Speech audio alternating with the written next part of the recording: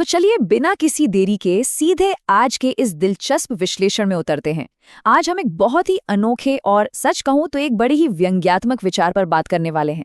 एक ऐसा आधुनिक राजनीतिक आंदोलन जिसे नाम दिया गया है कॉकरोच जनता पार्टी। भाई नाम सुनने में थोड़ा अजीब और मजाकिया जरूर लग सकता है, लेकिन यकीन मानिए ये एक बहुत ही गहरे एनालिसिस का दरवाजा खोलता है। इस मजेदार कॉन्सेप्ट के जरिए हम लोकतांत्रिक व्यवस्थाओं के स्ट्रक्चर और दुनिया भर के अलग अलग नागरिक प्रणालियों की असलियत को समझने की कोशिश करेंगे। तो ये सिर्फ एक मजाक नहीं है, बल्कि सिस्टम को देखने का एक बिल्कुल नया नजरिया है। अब आप सोच रहे होंगे कि भला कोई भी पॉलिटिकल मूवमेंट जानबूझकर खुद को कॉकरोच या तिलचट्टा क्यों कहेगा? कौन ऐसा चाहेगा, है ना? लेकिन सोर्स के मुताबिक ये एक बहुत ही सोच समझकर उठाया गया रणनीतिक और प्रतीकात्मक कदम है। जरा सोचिए, आज की जो युवा पीढ़ी है, जिसे हम जेन ज़ी कहते हैं, वो एक ऐसे जीव को अपना पॉलिटिकल मैस्केट बना ले जो अपनी गजब की सर्वाइवल पावर और गुमनामी के लिए जाना जाता है। भाई कॉकरोच किसी भी बदतर हालत में जिंदा रह सकता है। इस पूरे व्यंग्यात्मक विचार का कैच ही यही है, एक ऐसा आंदोलन जिसका कोई चेहरा न हो, जिसे आसानी से पकड़ा या कुचला ना जा सके। तो आज की हमारी इस चर्चा का रोड मैप कुछ इस तरह रहेगा। पहला, कॉकरोच जनता पार्टी का विचार। दूसरा, लोकतंत्र के 4 स्तंभ। तीसरा, विरोध प्रदर्शनों का तुलनात्मक विश्लेषण। और चौथा, ऑस्ट्रेलिया की संसदीय प्रणाली। शुरुआत करते हैं हमारे पहले पॉइंट से। कॉकरोच जनता पार्टी का आखिर ये आइडिया है क्या? अब सवाल ये है कि इस आंदोलन का कोई चेहरा क्यों नहीं होना चाहिए। इसके पीछे एक बहुत ही सॉलिड लॉजिक है। सोर्स का मानना है कि जब किसी मूवमेंट को लीड करने वाला कोई एक खास चेहरा नहीं होता ना, तो विरोधी उसे आसानी से बांट नहीं सकते। आप उसे जाति या धर्म के खांचे में फिट नहीं कर सकते।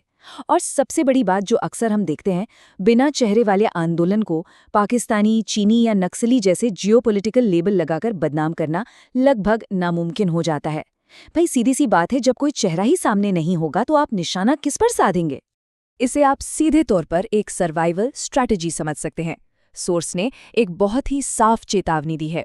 अगर किसी भी आंदोलन के चेहरों को शुरुआत में ही बेनकाब कर दिया जाए तो सिस्टम उन्हें बहुत ही आसानी से कुचल देता है। इसके उलट अगर आप गुमनाम रहते हैं, बिल्कुल एक कॉकरोच की तरह बिना किसी पहचान के काम करते हैं, तो आंदोलन को एक इमोशनल मोमेंटम, एक रफ्तार पकड़ने का पूरा समय मिल जाता है।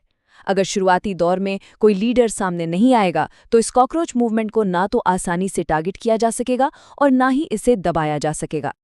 चलिए अब आगे बढ़ते हैं हमारे दूसरे विषय पर, लोकतंत्र के 4 स्तंभ। सोर्स ने हमारे इस पार्लियामेंट्री सिस्टम के 4 स्तंभों को बहुत ही बेबाकी से समझाया है। पहला है विधायिका, जहां लोग चुनाव लड़कर आते हैं। दूसरा, कार्यपालिका, जिसमें बड़े अधिकारी परीक्षा देकर आते हैं और मंत्री शामिल होते हैं।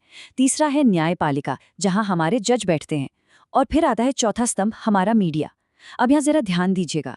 सोर्स ने बहुत ही तीखे शब्दों में मीडिया के एक हिस्से की आलोचना करते हुए उसे विष कन्या का रूपक दिया है। ये एक बहुत ही तगड़ा कटाक्ष है जो दिखाता है कि सिस्टम के अंदर इस चौथे स्तंभ के रोल को लेकर किस लेवल का अविश्वास या गुस्सा भरा हुआ है। ध्यान रहे, हम यहाँ कोई पक्ष नहीं ले रहे, बस सोर्स ने जो निष्पक्ष विश्लेषण किया है वो आप तक पहुंचा रहे हैं। इस पूरे गुस्से और असंतोष को हवा में नहीं बल्कि रियल वर्ल्ड के एक एकदम पक्के एग्जाम्पल से समझा जा सकता है, जिसका सोर्स ने भी जिक्र किया है। वो है नीट पेपर लीक का मामला।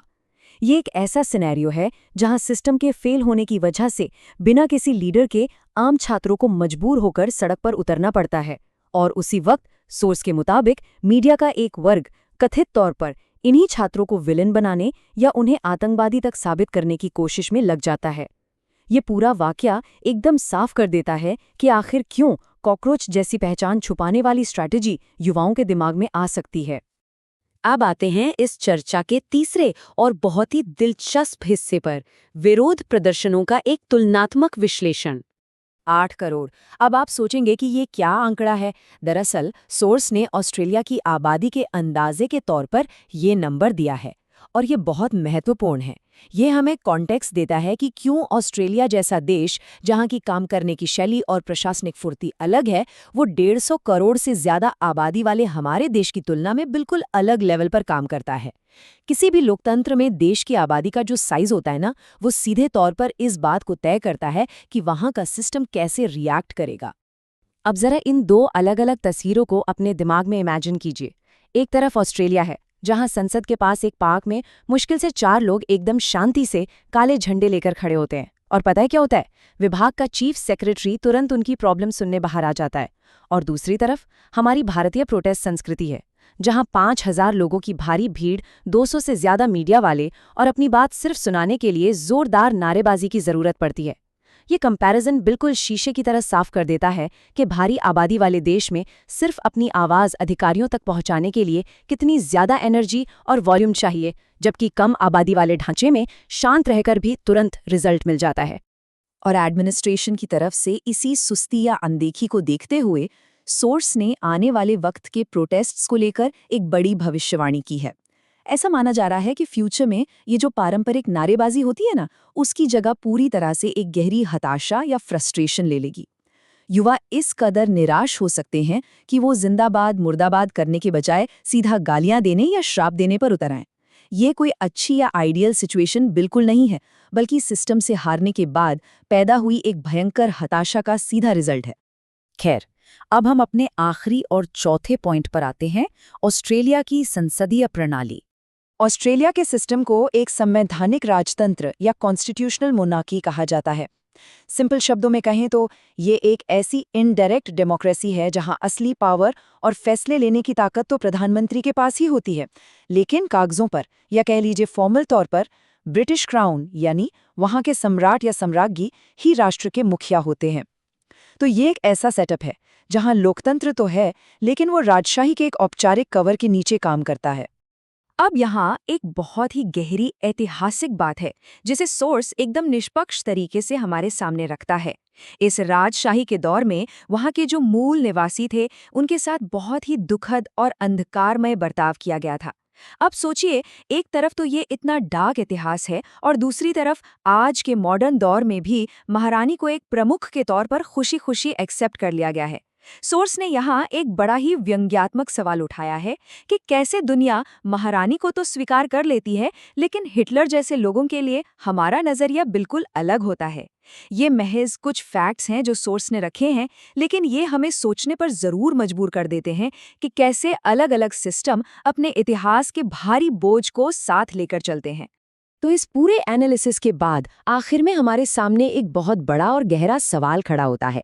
क्या किसी भी लोकतंत्र की असली कामयाबी इस बात पर डिपेंड करती है कि उसकी आबादी कितनी है, या इस बात पर कि उसका सिस्टम कितनी जल्दी और कितनी अच्छी तरह रिएक्ट करता है? जब हमने कॉकरोच जनता पार्टी के सटायर से शुरू किया, भारत और ऑस्ट्रेलिया के प्रोटेस्ट्स को कंपेयर किया और फिर उनके कॉन्स्टिट्यूशनल स्ट्रक्चर को समझा, तो एक बात तो तय है, अलग अलग ढांचे और आबादी का स्केल किसी भी देश की डेमोक्रेसी की सेहत पर बहुत गहरा असर डालते हैं। इस सवाल पर आपको और हमें जरूर सोचना चाहिए, क्योंकि यही हमारे नागरिक भविष्य का रास्ता तय करेगा। तो बस इसी विचार के साथ आज की ये चर्चा हम यहीं खत्म करते हैं। ऐसे ही और दिलचस्प और गहराई वाले विश्लेषण के लिए हमारे साथ जुड़े रहें।